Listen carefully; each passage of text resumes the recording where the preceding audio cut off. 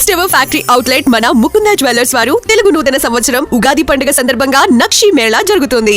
అన్ని నక్షి జ్యువెలరీ మీద VA flat 9.99% మాత్రమే. త్వరపడండి.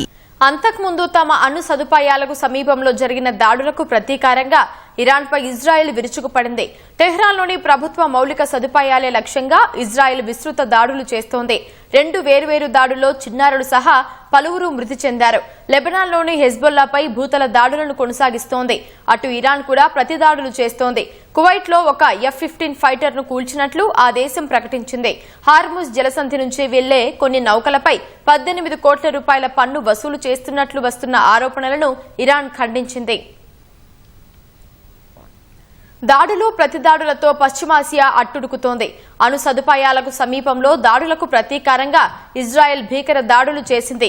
ఇరాన్ నిఘా శాఖ ప్రధాన కార్యాలయం, ఎమర్జెన్సీ హెడ్ క్వార్టర్స్, క్షిపణి తయారీ కేంద్రాలు, సైనిక శిక్షణ కేంద్రాలపై విరుచుకుపడుతోంది. టెహ్రాన్లోని ఇరాన్ రక్షణ శాఖ ఎలక్ట్రానిక్స్ భవనాల సదుపాయాన్ని శిథిలాల కుప్పగా మార్చింది. కొరమాబాద్ లో చిన్నారి ప్రాణాలు కోల్పోయింది. డ్రోన్లు, యుద్ధ విమానాల ఇంజిన్లను తయారు చేసే కోమ్ టర్బైన్ ఇంజిన్ ప్రొడక్షన్ ప్లాంట్ ధ్వంసమైంది. 5 రోజుల పాటు భారీ దాడులకు విరామం ఇస్తున్నట్లు ట్రంప్ ప్రకటన చేసిన తర్వాత కూడా టెహ్రాన్పై ఇజ్రాయెల్ విరుచుకుపడింది. ప్రభుత్వ భవనాలను లక్ష్యంగా చేసుకున్నట్లు తెలిపింది. ఉత్తర ఇజ్రాయెల్లో పొరపాటున తమ సైన్యం తమ పౌరుడినే కాల్చి చంపాయని ఇజ్రాయెల్ ప్రకటించింది. మధ్యప్రాచ్యంలోని 9 దేశాల్లో ఉన్న 40కి పైగా ఇంధన కేంద్రాలు తీవ్రంగా దెబ్బతిన్నాయని ప్రపంచ ఇంధన సంస్థ తెలిపింది.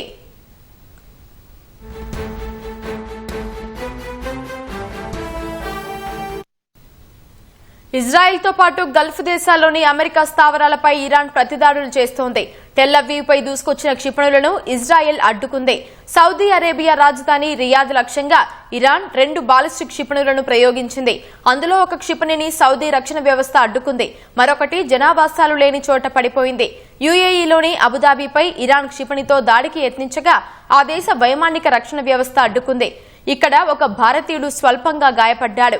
ఇరాన్లోని బండర్ అబ్బాస్ లో నేవీ బేస్ పైకి దూసుకొచ్చిన 2 అమెరికన్ డ్రోన్లను కూల్చినట్లు IRGC తెలిపింది. కువైట్ గగనతలంలో అమెరికా F-15 ఫైటర్ జెట్ ను కూల్చినట్లు ఇరాన్ మీడియా తెలిపింది.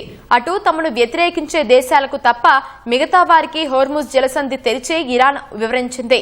హార్ముజ్ జలసంధి నుంచి వెళ్లే కొన్ని నౌకలపై 18 కోట్ల రూపాయల పన్ను వసూలు చేస్తున్నట్లు వస్తున్న ఆరోపణలను ఖండించింది. అవి కొందరు వ్యక్తులు చేస్తున్న దుష్ప్రచారంగా పేర్కొంది.